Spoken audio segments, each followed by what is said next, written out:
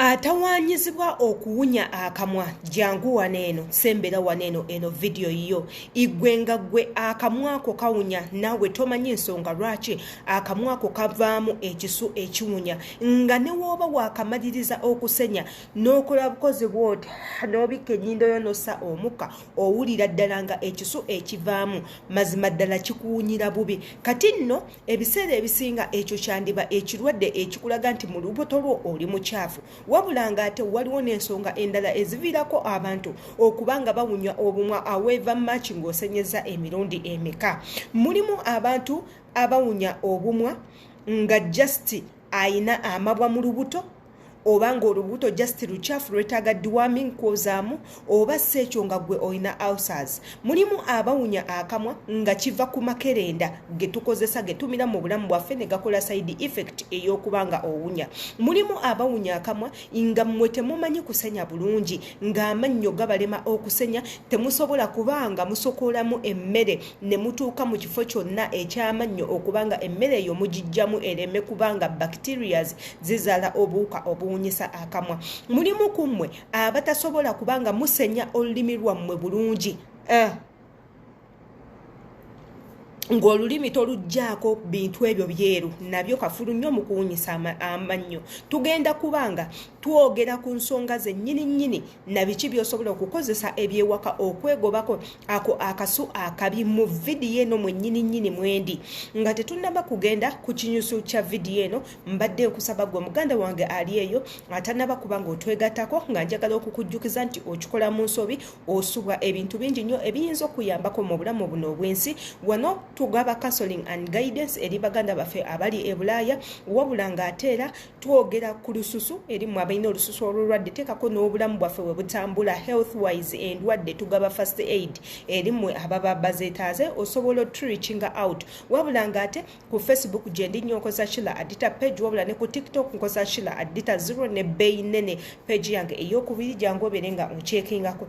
Olunaku olwaliro tugenda kulaba tutya bwe twegobako akasu akabi akatujjira mu kamwa. Gwe wenna ali eyo tuula ku vidiyo eno nkusaba girabe paka weggwerako ofune okuyambibwa bw'obanga olina ekizibu bwe kityo. Waliwo ebintu ebyangu bye tusobola okubanga tukozesa okufresheninga akamwa kaffe okulaba nti nno tekavaamu lusu.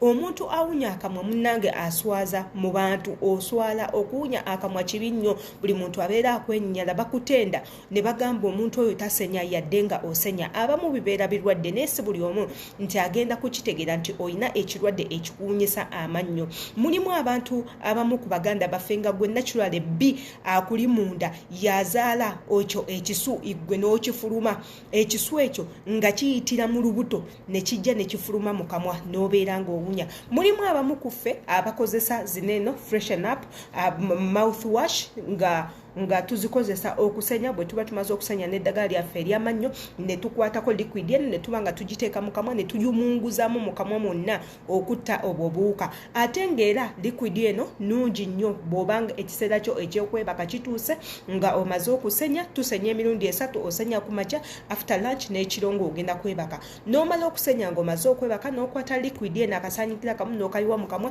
n'oba nga oyumunguza mu kamwako teekako n'okuleka liquid n'ekutuukako wani eno n'oyumunguza paka wano ate n'omala n'obanga ogiza liquid eno nnungi nnyo. Wabula ng'ate abatasobola gyetuusaako tugenda kuba tukozesa ebintu bya waka muneeno nga twetaaga cloves mulungi nnyo mukuta bacterias, twetaagayo nana woba omuyina oba si ekyo osobola okukozesa mint ali ewaka womuba mumuyina owabula ate era nga ne kalemoni tetugenda kerabira okutta bacterias ezituli munda. Ky'olina okukola kwata cloves zo oziteeke ku sigiri ozifumbe oteekemu nana waba waali oba mint waali naye nga teekamu nana gwosinga okumanya obulungi teekamu ebikoola byo ebiwerako obigatte wamu wabula ate okwate lemon oggyeko ekikuta oba omucungwa guggyeko ekikuta kitwetaaga kisuulemu mwennyini mwotadde ebyo ebirungo byo bireke byefumbe amazzi ago gafuuke nga ga green.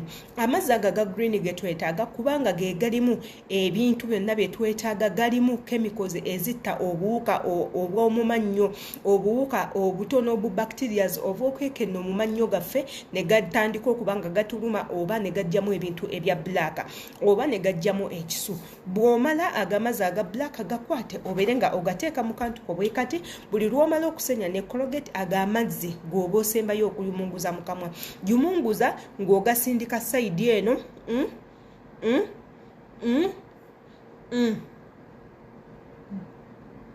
owande osobola okukiddamu n'oyiwayo amazzi n'oyumunguza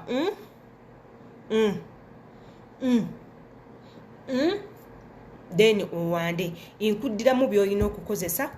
Kwata cloves okwate nnana waba waali woba muyina mint gwoba oteekamu neteekamu nnana gw'omanyi obulungi. Kwata ebikuta by'omucungwa oba eby'enniimu obiteekemu. Fumba bw'omala okuteekamu n'amazzi. Fumba bw'omala okufumba ebintu ebyo byonna bigenda kufuuka bya green. Ag'amazzi aga green gwoba okamulamu oteeke mu kakebeko gw'ogenda okuba nga okozesa buli lw'omala okusenya. Sooka osenye ne Colgate bulungi nnyo gano amazzi g'omaze okufumba g'oterese gw'ogenda okuba nga oyumunguza mu kamwa. Kino kikole buli lunaku akamwa tekagenda kuddamu kuwunyako n'endwadde ogenda kuba ozigobye. Vidiyo eno woba ogisanze nga y'amakulu nkusaba muganda wange giwe like okomentinge wansi awo wabula ate teweerabira kusubscribinga ne notification bell togyerabya ogikwatako. Embagala nnyo. See you in my next video.